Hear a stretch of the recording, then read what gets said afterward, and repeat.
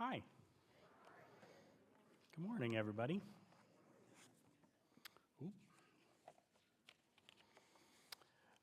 We're going to be reading from the book of Acts.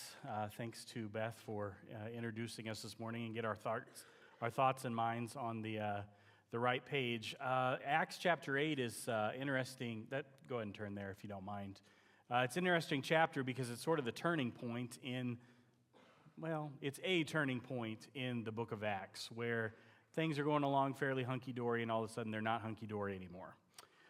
So in order to really understand how not hunky-dory they are, I think it's important to do a summary of 7 chapters in the sermon. So get comfortable.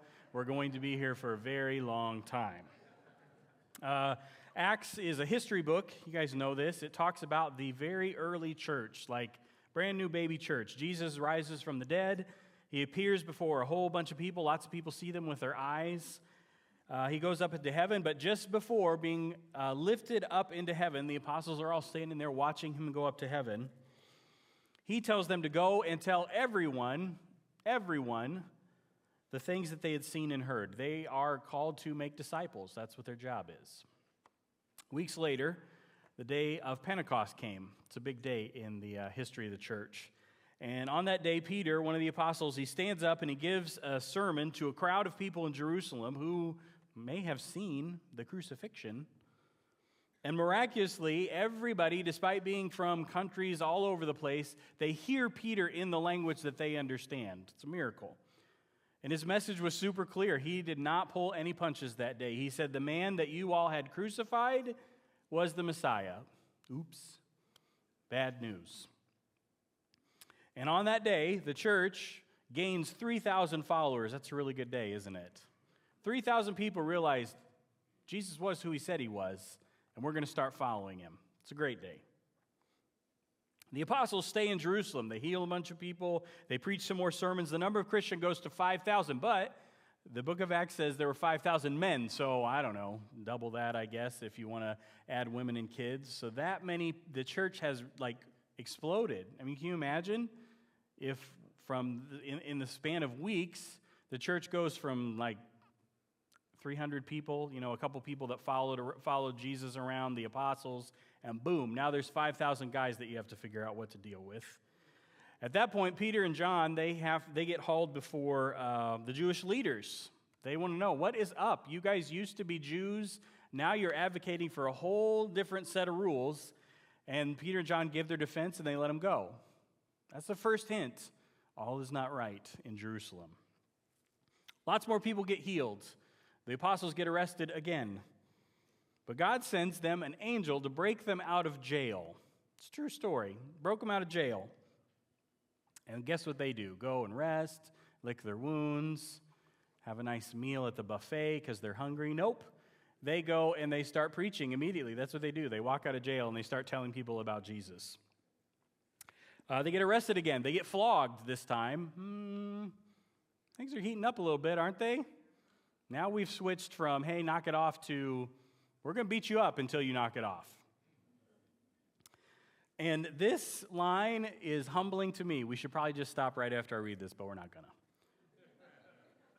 The apostles get flogged, they get released, and then here's what the book of Acts says. The apostles were rejoicing that they had been counted worthy of suffering disgrace for the name. And name is capital N. What's the name, do you think? Jesus. They got flogged, and they left saying, yes, we were worthy to suffer for Jesus. I don't know if I could do that. Then we get to a man named Stephen. The Bible describes Stephen as a man full of God's grace and power. That's a good thing to put on your business card, I think. He gets brought before the Jewish leaders, and they ask him to defend the preaching that he had been doing all over Jerusalem. And then he opens his mouth. You guys go home and read it this week. Acts chapter 7. He gives the most beautiful sermon where he weaves Jewish history, and here's all the things that God has done in our people, and here's how we get to the point where Jesus arrives on the scene, and he really is God's son, and we should follow him. It's beautiful. But the point of his sermon is every single time God sent someone to you, Israelites, you killed him. Every time. Every single time they preached a message to you, you missed the point. And Stephen concludes the sermon by saying this. I'm just going to read it to you because it's a good conclusion. 7:51. You stiff-necked people. He's pointing fingers. Your hearts and ears are still uncircumcised. That's a bad thing to call a Jewish person. You are just like your ancestors. You always resist the Holy Spirit. Was there ever a prophet your ancestors did not persecute? Almost no. They killed almost every one of them. They even killed those who predicted the coming of the righteous one, capital R, capital O. Who's that?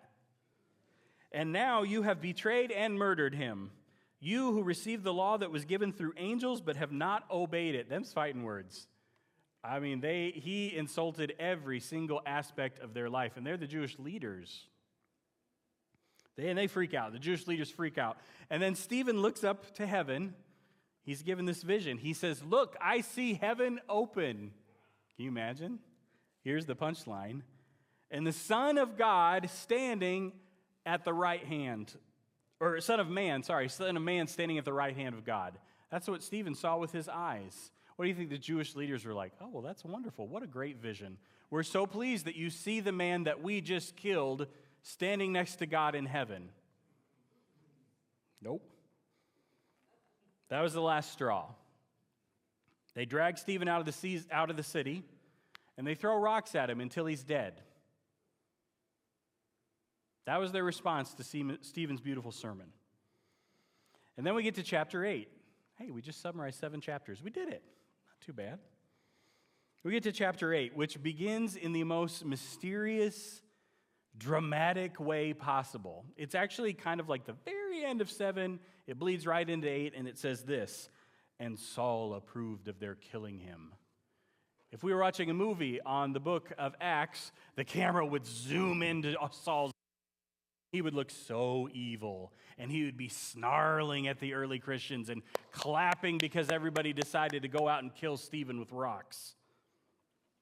The Bible actually says that when they were on their way out of town, they're like, Saul, hold my coat, and he's holding everybody's coats while they go out and kill Stephen. Huge change in the tone of the book of Acts, right? Yay, there's 5,000 Christians. It's a miracle. Praise God. Look at all the wonderful things he's doing. We just killed somebody because they advocated that Jesus was the Messiah.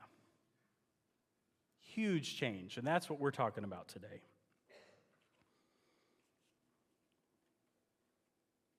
On that day, a great persecution broke out against the church in Jerusalem, and all except the apostles were scattered throughout Judea and Samaria. Godly men buried Stephen and mourned deeply for him, but Saul began to destroy the church. Going from house to house, he dragged off both men and women to put them in prison. What does it cost me, Brian Rotert, to be a follower of Jesus? Not much, honestly. I mean, my paychecks come from Central Christian Church. You could argue that I gain from being a follower of Jesus in some kind of perverse way, right? I don't usually get made fun of or treated any different because I'm a follower of Jesus.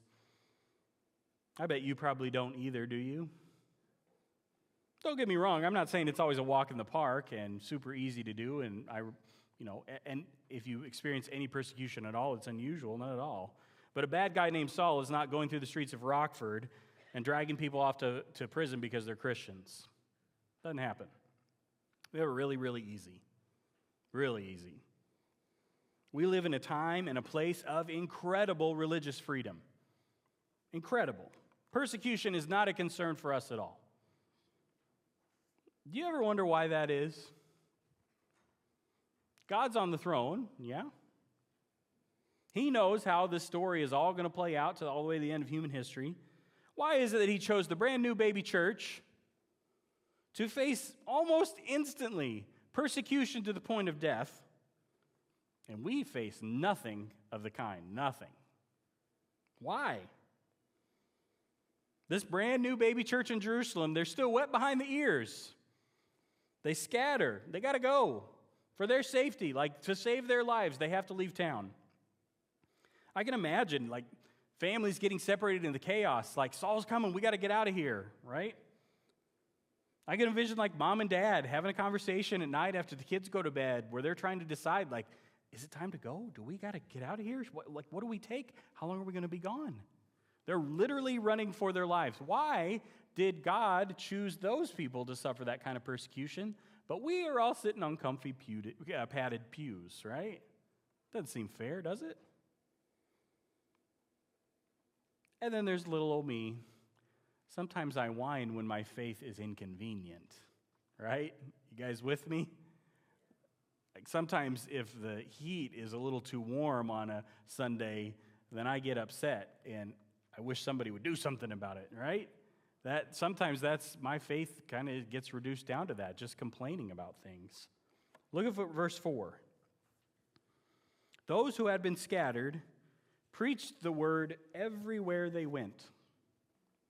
How about that? This brand new baby church, they didn't just run, they ran, and they were talking the whole time. When things got tough, they didn't just hide. They didn't regret that they had ever started to follow Jesus. They didn't say, oops, never mind, this is a little too much for me. They preached everywhere they went. They're running from their lives, and they're talking it up with the people who are on the road with them as they travel to wherever they're going.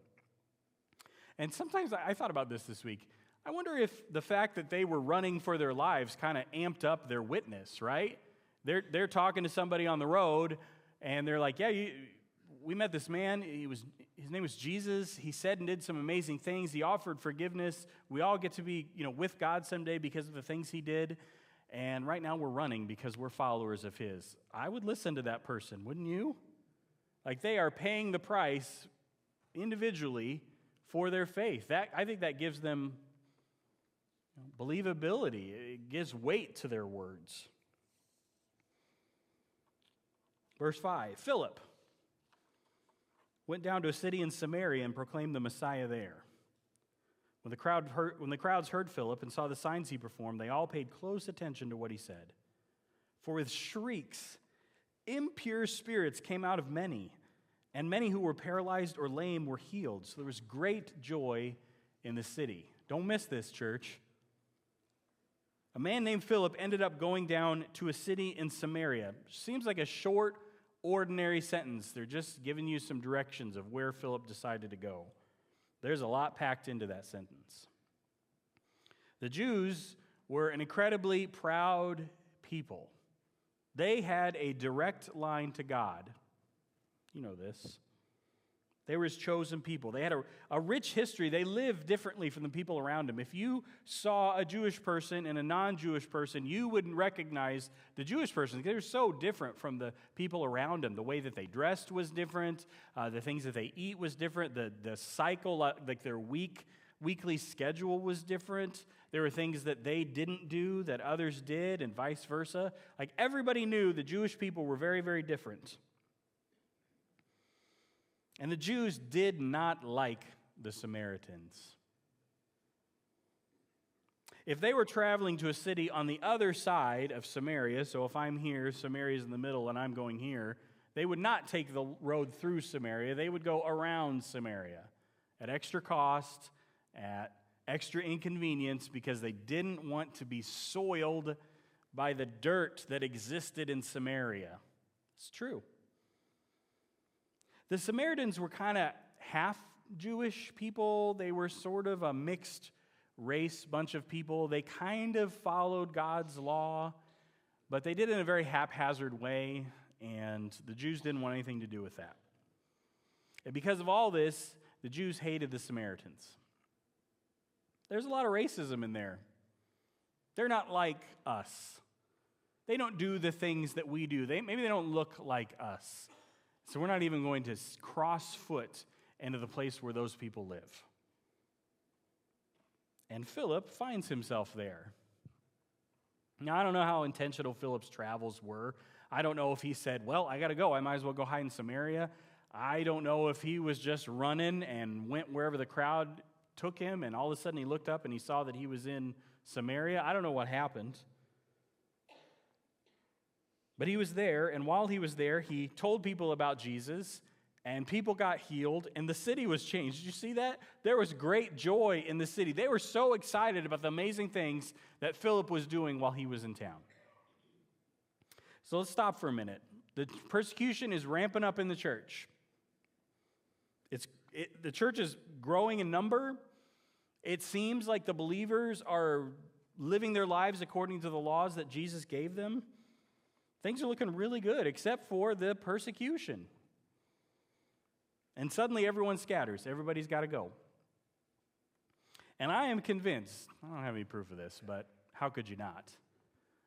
I am convinced that the early Christians, at some point, at least one of them asked the question that all of us in this room have asked at some point. Why is this happening to me? I mean, are we doing the right thing, following Jesus? How on earth is it going so poorly for us if that's what we're doing? I mean, is Jesus not God's son? Why would we be treated like this? Why would God not protect us and shelter us and keep us from the bad things that are going on? Have you guys ever asked that question? I have. You know, the doctor's diagnosis is grim. Why? You got a child that's rejected the faith, and you're wondering, what are we going to do?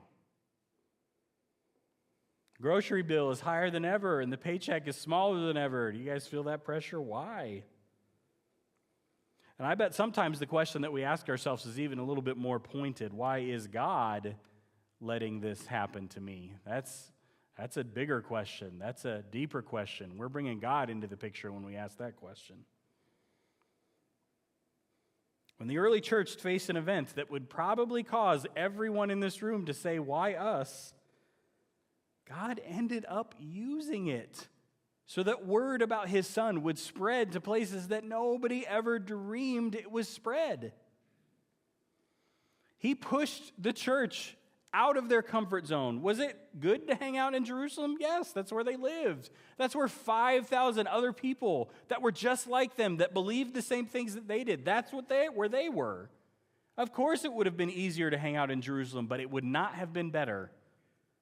God's word would not have spread if everything was easy and comfortable. So God said, boop, scatter, and talk to everybody you run into while you're scattering. Do you guys remember what Jesus' command was to the apostles? It wasn't hang out in Jerusalem and make disciples, was it? It was go and make disciples. Get out of here. Here's my question. What if we started to look at hard times that we're facing and we try and figure out what is God doing behind the scenes? Something doesn't go right, and instead of going, why me? We go, what's God doing? Where's he pushing me? It requires a lot of faith, doesn't it? It requires a lot of maturity for us to just be willing to submit to God's plan despite any hardship that we might be facing. And everything we face is a temporary hardship, isn't it? It absolutely is. Someday every hardship that we face is going to get fixed. I don't know if it's here on earth or in heaven, but it's going to be fixed. I have the goofiest example. My grandma passed away while we lived overseas. And it's one of those things where we weren't totally sure if I should go back for the funeral because it cost an arm and a leg to fly back, but I decided we would. I think I bought a ticket for the next day. I head to Rome. I get on the plane, and I remember watching the baggage handlers. Have you guys ever seen this? Watching the baggage handlers play with our luggage while we were sitting on the tarmac. I thought, get it together, fellas. I got to get home, right? Pilot finally comes on. He said there's a problem with the luggage. It didn't match the passengers. And I thought, yes, obviously not. They're juggling it. Like, there's bound to be a mistake. And I was just sitting there. And you know the feeling? Like, you have zero control of that situation, but you're just like going like this. Like, we got to take off. A couple hours passed. I was about ready to deplane and help them. Like, how hard can it be, right? And I remember I landed in London, missed my flight.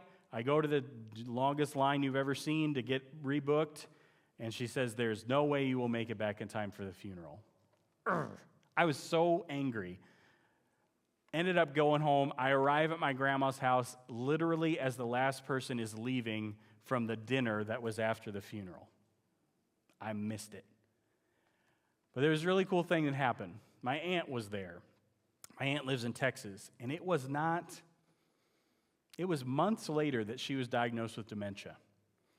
And since I was already in the house, I stayed for a few days just to visit with family and friends, and I spent time with my aunt going through old history books, like old, newspaper clippings that my grandma had saved that made no sense to me, but my aunt was able to explain, like, well, this is so-and-so, and I got like a crash course in my family history that I never would have gotten before.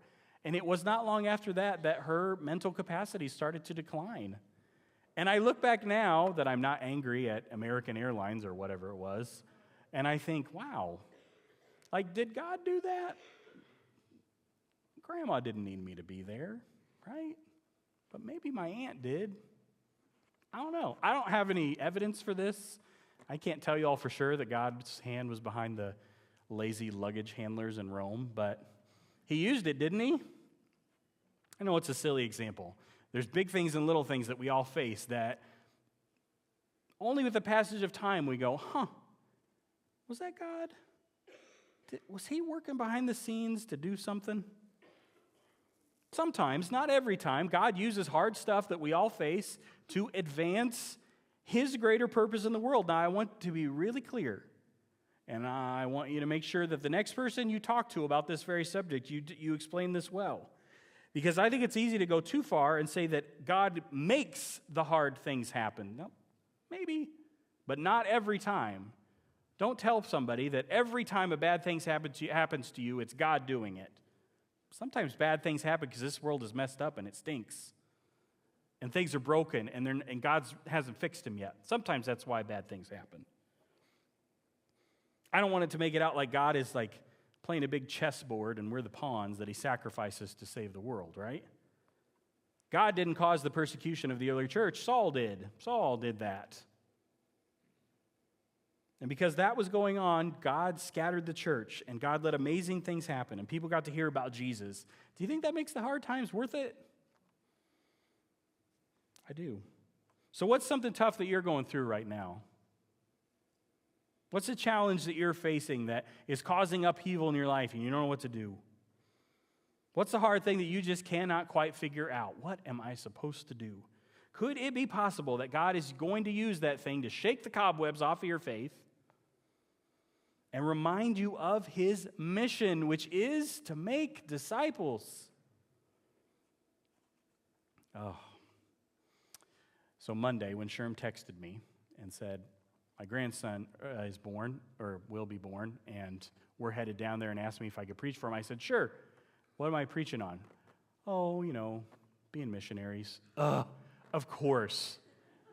The former person who lived overseas as a missionary, of course, Acts chapter 8 is the passage that I have.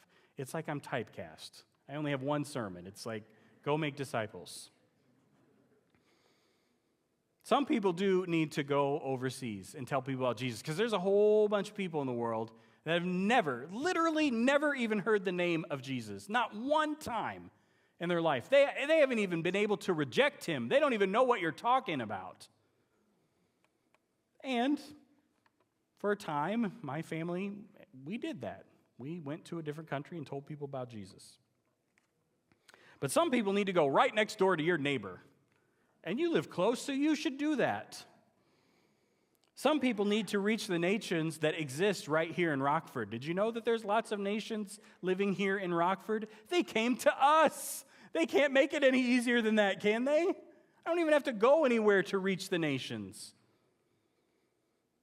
Some of us need to take that hard thing that we're going through, and we need to share it with somebody that's going through something similar and talk about the things that we're learning and what God is doing in our lives through that hard thing. It's a way for us to kind of see life as God's great big tapestry, like he's weaving something, and we don't always know what he's doing, and sometimes the thread goes of our life, and it's painful, and it's hard, and it's probably only with a passage of decades that we're able to look back at that and go, oh my word. Did God do that hard thing so that I would do this other cool thing that made his kingdom bigger? I don't know.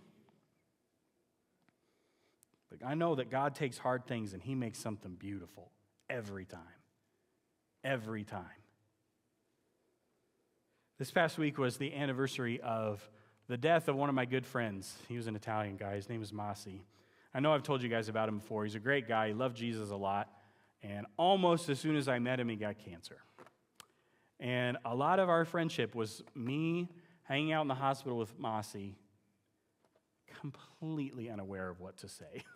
You guys ever been in a room like that where hard stuff is happening and you're sitting there going, I'm probably supposed to say something smart, right? There's probably some word of comfort I could share, but a lot of times it was just us kind of being upset at the situation. You ever been in a room like that? The person across from you is suffering and you're just kind of sitting there because you're not quite sure what to say.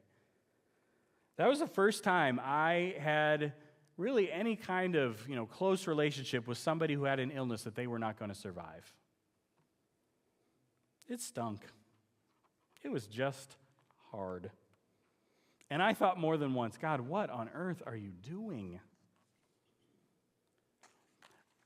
But it's only after decades have passed that I'm able to look back and kind of recognize that I learned something from that experience. I got a glimpse of God at work in nasty situations. I saw how he shows up in a hospital room where you're just listening to the IV machine drip and drip and drip. I'm like, oh, God's there too. That's kind of amazing. I'm much more comfortable dealing with that kind of stuff now. That's a good thing. Would I want to go through it again to learn that lesson? No, not really. But I'm glad I did. Masi's fiance, whose faith was destroyed, and I'm not exaggerating, destroyed. She walked away from God, took a 180 and said, nope, I want nothing to do with this anymore. But it's only now, decades later, that she is coming back to the faith. And her faith is more refined, and it's less based on her fiance's faith. And it's more her own. And it is a joy for me to kind of watch that from all the way over here and see her grow and mature in that way. That's a good thing that came out of it, right? Were the early Christians happy to get kicked out of their homes? Woohoo! No, I wouldn't be. Did God bring about something good because of it? You bet he did. That's what he does best. He does beautiful things with the mess that life often is here on earth. So what do we do with this passage? I don't have any control over whether or not persecution starts tomorrow in Rockford, Illinois. Nothing I can do about it. Honestly, I don't have much control over anything. Do you all? No. But what if, just like those brand new baby Christians in the book of Acts, we just decided that no matter what happens to us physically, no matter what happens to us, our situation, our life, we are going to tell people about Jesus and what he means to us and how perfect his sacrifice on the cross was. Does that sound too simple? I mean, I don't know. That no matter where we end up, our mouths are going to be open and we're going to be talking about Jesus. What if we start to see the different things that happen to us, the good things and the bad things, as opportunities to be pushed into new situations to tell people about Jesus? Is that too simple? I lead the college-age small group. Hey, guys. It's a group full of young men and women whose lives are defined by transition. It's the age they're at, right? A 22-year-old, 21-year-old, 20-year-old, that's all they do is change. They go from thing to thing to thing because that's what kids, young people, young adults, their age do. Things change for them. And whenever I talk to young people like them, I encourage them as they approach the next decision, whatever's coming next. Where do I go to school? Where am I going to move to? My mom and dad are driving me crazy. What should I do? All of those decisions that they all face, I tell them the same thing. Explore all your options. Look at what you got in front of you. What has God placed there? Talk to wise friends. See what they think. Pray for guidance, and then pick. Just pick. Go where God leads you and let him nudge you into situations and new circumstances that you never dreamed possible. And whatever part of God's kingdom he pushes you into, let him use you. Because there are people in that part of the world, wherever you end up, that need to know about Jesus, right? Right? Yeah. Okay. Let me add a great big parenthetical. We're almost done. The early church got pushed into a place that they never dreamed of. I really believe this. Samaria. Ooh. And there's a chance he might do the same thing to us. There are still a ton of people all over the world that haven't ever heard the name Jesus. And maybe someone in this room is going to be pushed into that corner of the world to tell them about Jesus. College-age small group. Maybe one of us in this room needs to find out what it means to be a Christian in Iran or the Philippines or Uzbekistan. Maybe somebody in this room needs to figure out how we can support the Christians that are there, or how we can support the people that are there to plant a church. Maybe we need to get pushed into a pocket of Rockford that doesn't really look like us very much. Looks a lot different than our little pocket of Rockford. Maybe we're getting pushed to hang out with people that we don't really know anything about. Or maybe we're getting pushed next door. Wherever it is that you're being sent, and you are being sent, like that is for sure, let God use you to advance his kingdom just by opening your mouth and talking about Jesus. There's another little mini story in Acts 8. We're going to skip it. You're going to read it at home, so just keep reading from where we left off. It talks about a specific evangelist and the conversions that happen there. But I'm gonna let you read that later. Here's how the chapter ends. Acts chapter 8. It's bad for the church, but here's how it ends. After they had further proclaimed the word of the Lord and testified about Jesus, Peter and John returned to Jerusalem, preaching the gospel in many Samaritan villages. Many villages were changed because Peter and John went back home. And on their way, they would stop in a village, fill up their chariot with gas, and they would tell everybody there about Jesus.